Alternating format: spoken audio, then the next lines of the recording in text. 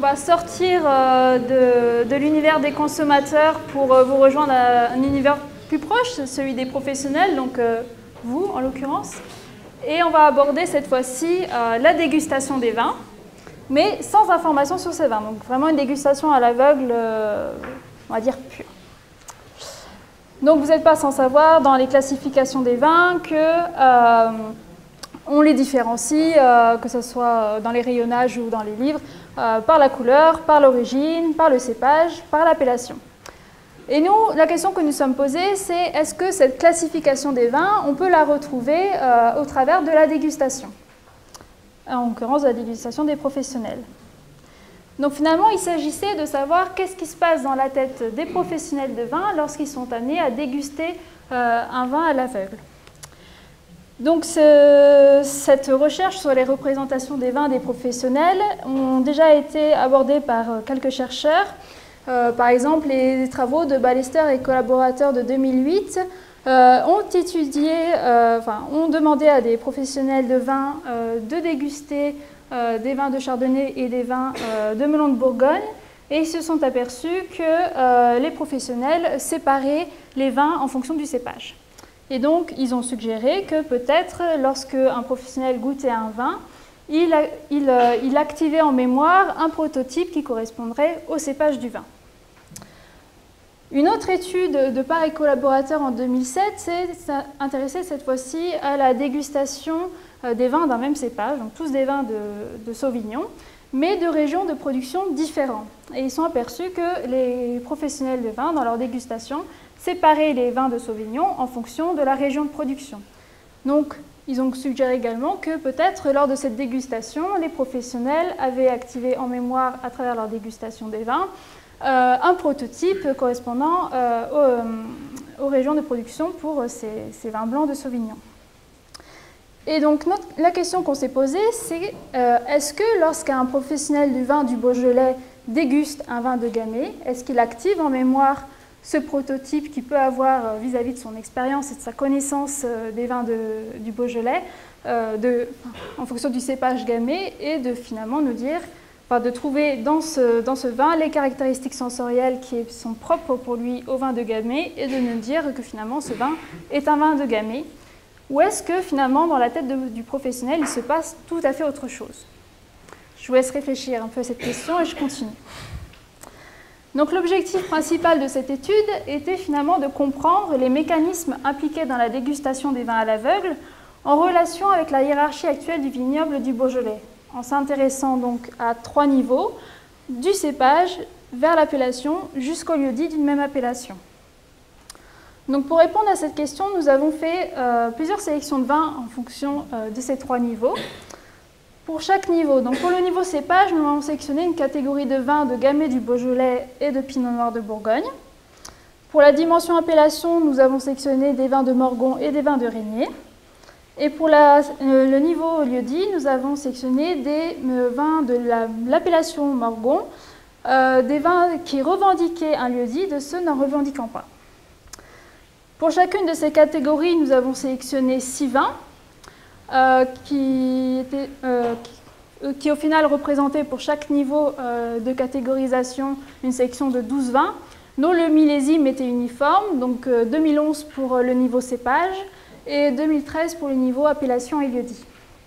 Donc cette première sélection de vins formait une sélection pour laquelle nous avons recruté 20 professionnels du vin du Beaujolais. Et nous voulions savoir si finalement les résultats obtenus pour cette sélection étaient valables avec d'autres vins issus de cette même catégorisation. Et donc pour cela, nous avons fait 2 autres sélections supplémentaires de 12 vins qui étaient différentes entre elles. Et nous avons donc recruté pour les 2 autres sélections 20 professionnels de vin à chaque fois. Donc ce qui représentait au total 3 panels de 20 professionnels pour chaque sélection A, B et C. Donc la méthode que nous avons employée pour répondre à notre question. Donc pour le niveau cépage par exemple, donc nous avons pris les 6 vins de Gamay sélectionnés et les 6 vins de Pinot Noir. Nous les avons tous mélangés dans un ordre de présentation aléatoire pour chaque professionnel de vin qui venait déguster. Nous les avons bien évidemment servis en verre noir avec des codes à 3 chiffres aléatoires. Et nous leur avons demandé la consigne suivante. Vous avez devant vous 12 vins rouges. Nous vous demandons de former 2 groupes en mettant ensemble les vins qui pour vous se ressemblent. Donc ils n'avaient aucune autre information sur les vins ou sur le but de l'étude que cette consigne. Et donc, une fois les 2 groupes de vins formés, nous leur demandions de décrire avec quelques mots chacun des groupes, afin de savoir sur quels critères ils avaient fait leur groupe. Et bien sûr, cette méthode a été la même pour le niveau appellation et pour le niveau lieu-dit. Une fois ces groupes faits, nous avons compté le nombre de vins de pinot noir et de gamay qui ont été mis dans chaque groupe pour voir si les groupes avaient été formés en fonction du cépage, de l'appellation ou de lieu-dit ou d'un tout autre critère. Donc, par exemple, pour la sélection A sur le niveau cépage qui correspondait au vin que vous avez pu déguster pendant la pause si certains ont participé. Donc on a le détail, là il n'y avait que 19 professionnels sur les vins attendus de leur formation des groupes. Donc on peut voir par exemple que pour le professionnel E42, il a fait un groupe avec 6 vins de gamay, un vin de pinot noir et un deuxième groupe avec les 5 vins de pinot noir restants. Donc à première vue, vu de ces résultats, on se dit qu'il y a une tendance quand même à séparer les vins par le cépage.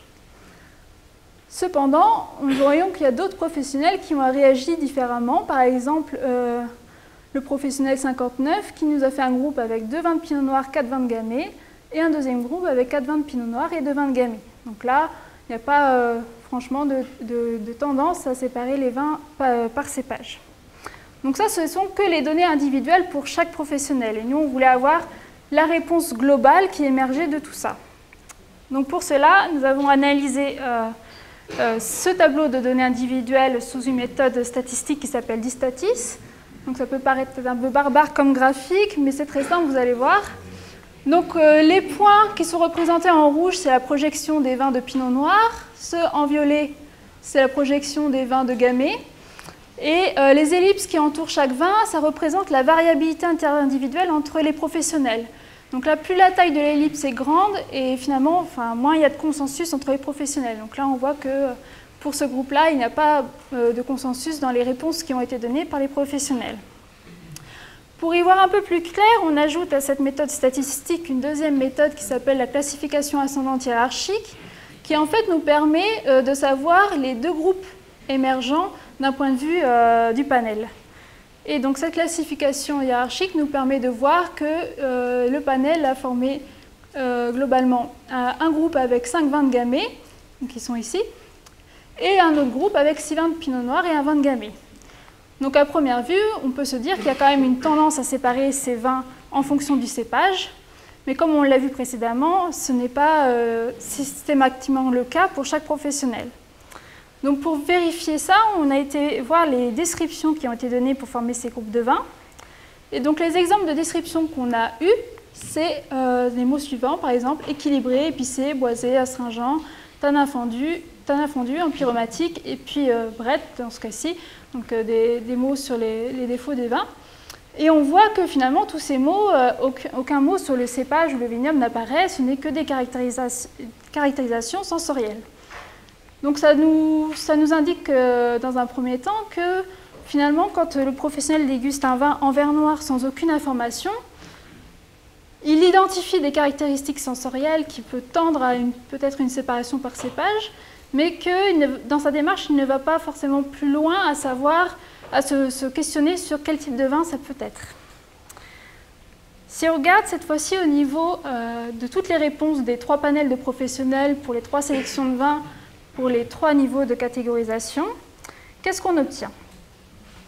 Donc on voit que pour le niveau cépage, comme on l'a vu pour la section A, il y a une tendance à séparer les vins par cépage, et qu'on retrouve également à peu près pour les sections C. Par contre, au niveau de l'appellation, la séparation n'est pas du tout faite par appellation, donc les vins de Morgon et de Régnier sont confondus dans les groupes globaux obtenus. Pour la dimension lieu-dit, seul le panel de professionnels sur la sélection C tend à séparer les vins par lieu-dit, mais comme pour le cépage, c'est une réponse globale et ce n'est pas le cas individuellement. Quand on regarde les descriptions générées pour chacun de ces groupes de vins, quel que soit le niveau de catégorisation, qu'est-ce qu'on remarque? Donc déjà, là, vous avez les mots, les principaux décrits pour chaque groupe de vins. Donc la taille des mots est proportionnelle à la fréquence de citation de chaque groupe. Et j'avais mis en couleur, parce que je comparais avec les consommateurs, mais les vins en rose, c'était des vins, les mots en rose étaient des mots qui étaient plus spécifiques à la dégustation, les bleus qui représentaient plus des caractéristiques globales, et en rouge, tous les mots qui étaient liés aux défauts des vins. Donc on s'aperçoit ici que quel que soit le type de catégorisation, finalement, les experts ont décrit les caractéristiques sensorielles des vins sans faire aucune inférence au cépage, à l'appellation ou au lieu-dit, et avec une orientation sur les défauts où certains ont fait des groupes vraiment orientés si c'est vin marchand ou pas marchand. Voilà, c'était une tendance pour une bonne partie des professionnels. Donc finalement, qu'est-ce qu'on peut en tirer de ces résultats? Donc la littérature de l'expertise suggérait que lorsqu'un professionnel de vin dégustait un vin, il pouvait accéder à un prototype, par exemple un prototype qu'il a sur le cépage du vin, donc Gamay Pinot Noir, sur l'expérience qu'il a acquise au fil des dégustations, qui lui permettrait de répondre le vin que je suis en train de déguster, c'est un vin de Gamay parce que j'ai identifié les caractéristiques sensorielles qui s'y rapprochent. Or, dans nos résultats menés au pôle, nous avons vu que lorsque le professionnel déguste un vin, finalement, il nous génère que des caractéristiques sensorielles lorsqu'il n'a pas d'informations et s'oriente également à chercher s'il y a des défauts ou pas dans les vins. Donc, ce qui nous amène à penser que finalement, il a plutôt activé ce qu'on peut appeler en psychologie un script sur la dégustation du vin, qui est en fait une liste d'actions que le professionnel suit lorsqu'il est amené à déguster les vins. Donc là, dans le cas présent, il aurait fait le schéma suivant. Je regarde le nez du vin, est-ce qu'il présente des défauts? Oui, non, sinon je décris le nez. Ensuite, je regarde au niveau de la bouche, est-ce qu'il présente des défauts? Oui, non, sinon je décris la bouche. Et en dernier lieu, je donne mon jugement global sur le vin que je suis en train de déguster. Donc on s'est posé des questions sur ce type de réponse de dégustation à l'aveugle sans information, et on s'est demandé si finalement ce phénomène n'était pas lié à l'habitude de certains des experts de ces panels qui viennent à nos dégustations des essais expérimentaux ou au suivi à la qualité dans lesquels ils leur sont demandés de décrire les vins et d'identifier s'il y a des défauts ou non. Donc au final, pour conclure, par la dégustation à l'aveugle, on a vu qu'en absence totale d'informations, les vins d'appellation de Gamay du Beaujolais et de Pinot Noir de Bourgogne n'ont pas été spontanément différenciés par les professionnels à travers la dégustation de ces vins à l'aveugle. Et cela nous indique peut-être aussi que finalement les différences sensorielles entre ces deux types de vins ne sont peut-être pas assez saillantes pour permettre une séparation spontanée quand on n'a aucune information sur ces vins. Donc on n'a aussi pas trouvé le cas pour les appellations Régnier et Morgon et les lieux-dits au sein de l'appellation Morgon. Donc la question qu'on s'est posée et qui est donc a fait l'objet d'un petit atelier pendant la pause, c'était de savoir est-ce que lorsqu'on demande aux professionnels explicitement de retrouver le cépage de quel est issu le vin, à l'aveugle, avec cette fois-ci une information, est-ce que les professionnels sont capables de retrouver ces vins? Donc c'était un peu la question qu'on vous a posée en amuse-bouche à la pause, et donc on donnera les réponses peut-être si oui, on me dit que oui, si Mélène les a traitées. Auparavant, peut-être si vous avez des questions, je répondrai avant de dévoiler les résultats de l'atelier.